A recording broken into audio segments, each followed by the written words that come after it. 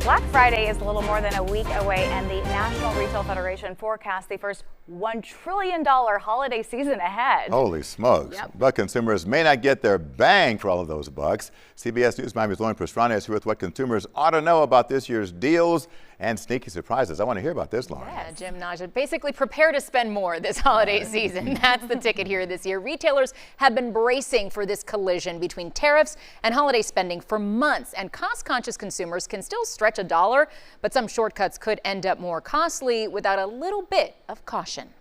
Popular holiday gifts like toys, apparel, and electronics are among the most imported and most impacted by the Trump administration's tariffs. The uncomfortable reality of it all is that the sort of things that we want this Christmas or in past Christmases is stuff that is no longer produced in the United States. Russell Hawley, director of shopping content for CNET, says some tech and toy manufacturers have made changes to trim their costs. There have been a number of manufacturers that have made it clear that they're going to, in order to adjust to tariffs, do things like remove batteries.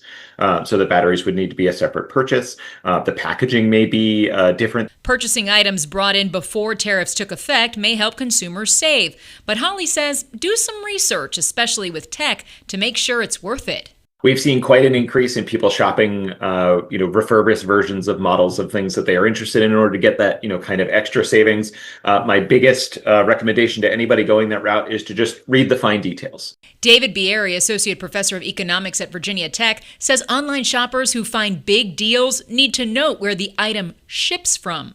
If you're doing direct imports or have FedEx or DHL or UPS or even the US Postal Service act as your importer, you will have to carry the cost. The de minimis rule had long kept low-value packages entering the U.S. tariff-free.